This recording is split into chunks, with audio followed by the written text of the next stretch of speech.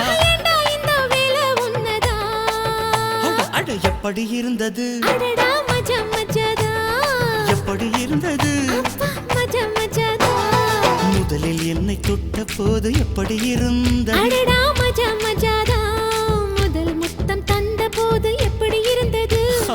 மஜா மஜாதா